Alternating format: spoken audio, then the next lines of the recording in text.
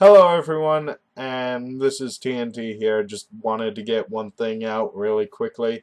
Kid of the Forest helped me in recording a video for my second channel, TNT Extras. You can click that link right there to be taken to that video. It's really funny. I had a lot of fun making it with him. That's about it. That's all I really wanted to say. So, with all that said, enjoy Katawa Shoujo. Hey, I slouch a lot, so There we go. Great job. Wonderful. great outtakes. Fantastic. Jesus Christ, you're impossible to work with. There we go. Oh, hello, all my people of Forest. It's me, the Kid of the Forest, here with Titanic, Neo, Typhlosion. Yeah, he's kind of like off screen here, like. Oh God! Oh, Come here. There he is. wow. Okay. And Yeah, we're only doing that because we have like no other chair in this room. and also there's like half an inch between me and the blue screen. Not even. There's like that much space. That much. Yeah. So yeah. So yeah, I convinced him to play Katawa Shoujo. And I'm concerned for my well-being. yeah, you should probably be. I'm concerned for my girlfriend freaking out. Well, playing they're it- cartoons. I know, but she's very jealous over everything. Yeah, well. Snow, don't get mad at me, please. Please, okay. And, yeah. We got a blue screen now because, like, I like my green. And, yeah. So, yeah. Let's start a new game. Yeah, I'm interested to see what you do. This game is a lot different from other dating simulator games. It's actually really good. Okay. So, A light breeze causes naked branches overhead to rattle like wind chimes. yeah, great. Emmy Award-winning reading. Okay. This is a popular retreat for couples in the summer. I don't. The deciduous trees, yes. You read it. The deciduous trees provide a beautiful green canopy, far out of sight of teachers and fellow students. But now in late winter, it feels like I'm standing under a pile of kindling. Oh. I breathe into my cupped hands and rub them together furiously to prevent them from numbing in this cold. That's you, so. Just how long am I expected to wait here anyways? I'm sure the note said 4 p.m. Ah yes, the note, slipped between the pages of my math book while I wasn't looking.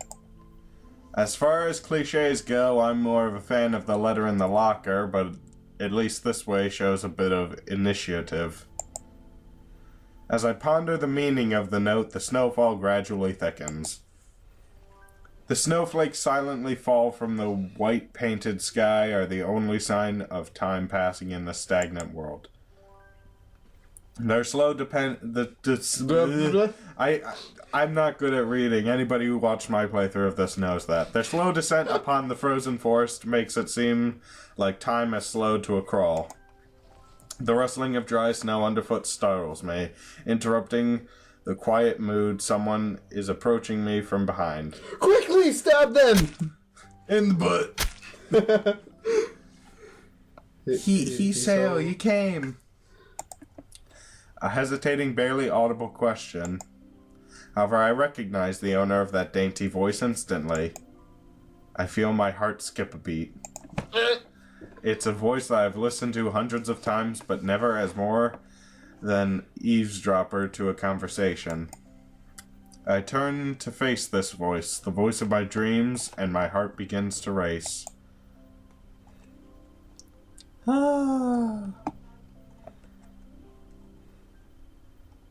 Oh, that's you.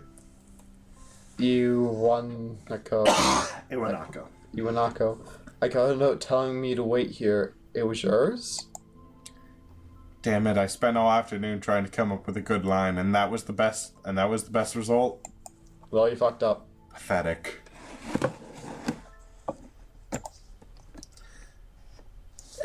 Yes, I asked a friend to give you that note. I'm so glad you got it. Why are you... Okay. Oh. A shy, joyous smile that makes me so tense I couldn't move a single muscle even if I tried. What was that? Why am I what? Why are you suddenly, Himeji from, Pac-Man Test? Himeji, the little... the daughter of the sister, the little sister girl? No, I'm talking about the big-breasted girl. What do you think? Oh. Yeah, I don't what's know. her name? What's her name? No, yeah, that's Himeji. Yeah, that is Himeji. I knew the name. You did. I haven't seen Bakken Test in a long time. That's your line, too. So, here we are, out in the cold. Let's get naked. Once again, the wind stirs up the branches. The cacophone noise is music to my ears. Iwanako flinches ever so slightly against the gust of wind. As it passes, she rights herself as if supported by some new confidence. Her eyes lock with mine, and she lazily twirls her long dark hair around her finger. All the while, the anxious beating in my heart grows louder. Ah! What was that? Nothing! Oh! My throat is tight. I doubt I could ever even force a word out if I tried. If... I guess that was technically a word. You see, I wanted to know if you'd go out with me. I stand there motionless, save for my pounding heart. I want to say something in reply, but my vocal cords feel like they've been... Oh, well, okay, goodbye, sentence. Isao? I reach up to try to massage my throat, but this only sends spikes of blinding pain along my arms. Isao? My whole body freezes, save for my eyes, which shoot open in terror.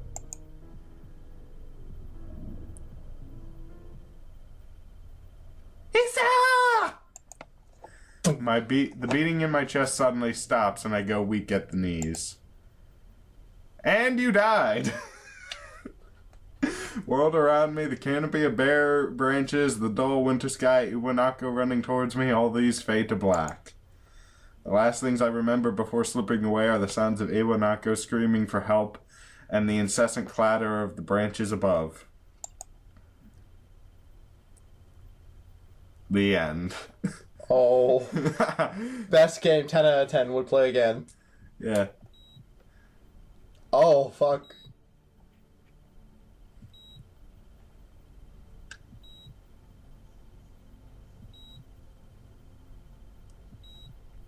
So my character had a heart attack from this girl asking me out. Yep.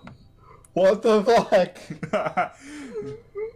Dude, this guy's terrible. Oh god, I feel bad.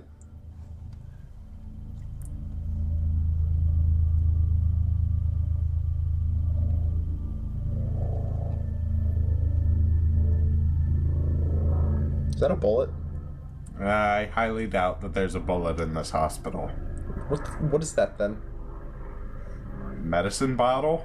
It's that small? It's A dropper bottle? Maybe. Yeah. All I hear is doom doom doom doom. Am I dead? I could have just done that the entire time. It's been 4 months since my heart attack. In that whole time, I can probably count the times I've left this hospital room unsupervised on one hand. 4 months is a pretty long time when you're left alone with your thoughts, so I had plenty of time to come to terms with my situation. Arrhythmia. A strange word for an alien one that you don't want to be in the same room with. A rare condition. It causes the heart to act erratically and occasionally beat way too fast. It can be fatal. Apparently I've had it for a long time, They said it was a miracle that I was able to go on so long without anything happening. Is that really a miracle? I guess it was supposed to make me feel better, more appreciative of my life. It really didn't do anything to cheer me up. My parents, I think, were hit harder by the news than I was. They practically had 2 hemorrhages apiece. They had already had a full day by then to digest everything. To them, it was all fresh. They were all willing to sell their house in order to pay for a cure. Of course, there isn't a cure. Because of the late discovery of this condition, I've had to stay at the hospital to recuperate from the treatments. When I was first admitted, it felt as if I was missed. For about a week, my room in the ward was full of flowers, balloons, and cards. But the visitors soon dwindled, and all the get-well gifts began trickling down to nothing shortly after. I realized that the only reason I had gotten so many cards and flowers was because sending me their sympathy had been turned into a class project. Maybe some people were genuinely concerned, but I doubt it. Even in the beginning, I barely had visitors. By the end of the first month, only my parents came by on a regular basis. Iwanaka was the last to stop visiting. After 6 weeks, I never saw her again. We never had that much to talk about when she visited anyway. We didn't touch the subject that was between us on that snowy day ever again. The hospital? It's not really a place I'd like to live in. The doctors and nurses feel so impersonal and faceless. I guess it's because they are in a hurry and they have a million other patients waiting for them, but it makes me feel uncomfortable. For the first month or so, I asked the head cardiologist every time I saw him for a rough estimate of when I'd be able to leave. He never answered anything in a straightforward way, but told me to wait and see if the treatment and surgeries worked. So I'd idly observed the scar that those surgeries had left on my chest slowly change its appearance over time, thinking of it as some kind of omen. I still ask the head cardiologist about leaving, but my expectations are low enough now that I'm not disappointed anymore when I don't get a reply. The way he shuffles around the answer shows that there is at least some hope. At some point, I stopped watching TV. I don't know why, I just did. Maybe it was the wrong kind of escapism from my situation. I started reading instead. There was a small library at the hospital, although it was more like a storeroom for books. I began working my way through it, one small stack at a time. After consuming them, I would go back for more. I found that I liked reading, and I think it became a bit addicted. I started feeling naked without a book in my hands. But I loved the stories. That was what my life was like.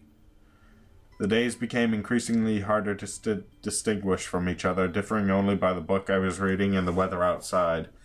It felt like time blurred into some kind of gooey mass that I was trapped inside instead of moving within. A week could go by without me really noticing it. Sometimes I'd pause in realization that I didn't know what day of the week it was.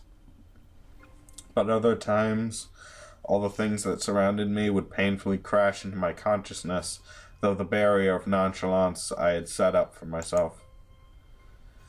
The pages of my book would start to feel sharp and burning hot, and the heaviness in my chest would become so hard to bear that I had to put the book aside just to lay down for a while, looking at the ceiling as if I was going to cry. But that happened only rarely. And I couldn't even cry. Today, the doctor comes in and gives me a smile. He seems excited, but not very. It's like he's trying to make an effort to be happy on my behalf. My parents are here. It's been a few days since I last seen them. Both of them are even sort of dressed up. Is this supposed to be some kind of special occasion? It's not a party. This is a ritual that the head cardiologist has.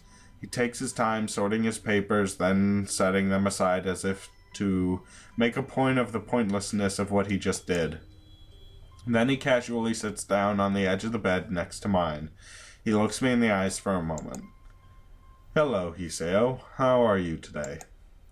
I don't answer him, but I smile a little back at him. "I believe that you can go home. Your heart is stronger now, and with some precautions you should be fine." We have all your medication sorted out. I'll give your father the prescription. The doctor hands a sheet of paper to my dad, whose expression turns wooden as he reads it quickly. So many. I take it from his hand and take a look myself, feeling numb. How am I supposed to react to this? The absurdly long list of medications staring back at me from the paper seems insurmountable. They all blend together in the sea of letters. This is insane.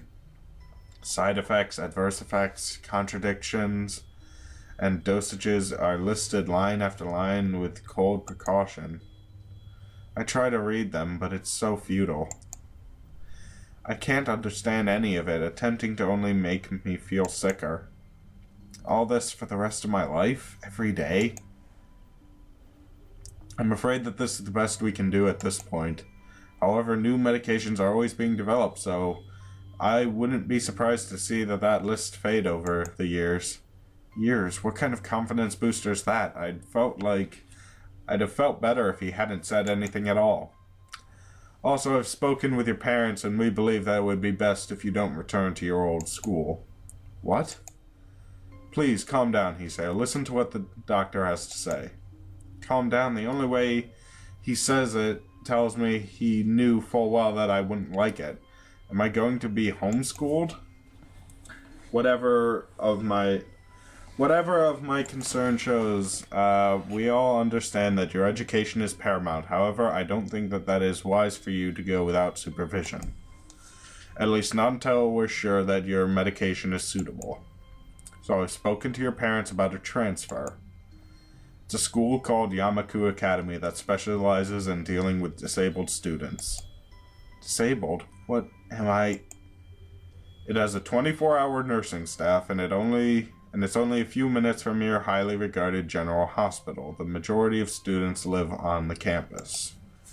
Think of it as a boarding school of sorts. It's designed to give students a degree of independence while keeping help nearby. Independence, it's a school for disabled kids. Don't try to disguise that fact. If it was really that free, there wouldn't be a 24-hour nursing staff, and you wouldn't make a hospital being nearby a selling point. Of course, that's only if you want to go, but your mother and I aren't really able to homeschool you. We went out there, and we had a couple of weeks back. I thought you'd like it. It looks like I really don't have a choice. Compared to other heart problems, people with your condition usually tend to live long lives. You'll need a job one day, and this is a good opportunity to continue your education. This isn't an opportunity. Don't call it an opportunity. Don't call it a goddamned opportunity. God damn it, Bobby. God damn it, Bobby. God damn it, Doctor. Well, you should be excited at the chance to go back to school. I remember you wanted to return to school, and while it's not the same one, a special school, that's an insult. That is what I want to say. It's a step down. It's not what you think. All of the students there are pretty active in their own sort of way. Own sort of way. It's geared towards students that can still get around and learn, but just need a little help in one way or another. Your father's right, and many of the graduates of the school have gone on to do amazing things. A person doesn't have to be held back by their disability. One of my colleagues in another hospital is a graduate. Oh. I don't care. A person doesn't have to be held back by their disability. That's what a disability is. I really hate that something so important was decided for me, but what can I do about it? A normal life is out of the question now. It's funny, I'd always thought that my life was actually kind of boring, but now I miss it. I want to protest. I want to blame this lack of reaction on shock or fatigue. I could easily yell out something now, something about how I can go back to my school anyway, but no. I don't say anything. The fact that I know it's now is futile. I'd also like to point out, the music dropped and just got really creepy. Like, why? I look around the room feeling very tired of all this. The hospital, doctors, my condition, everything. I don't see anything that would make me feel any different. There really isn't a choice. I know this, but the thought of going to a disabled school, what are those even like? As much as I try to put a positive spin on this, it's very difficult. But let me try. A clean slate isn't a bad thing. That is all I can think of to get me through this. At least I still have something, even if it's a special school, it's something. It's a fresh start, and my life isn't over. It would be a mistake to just resign myself to thinking that. At the very least, I'll try to see what my new life will look like.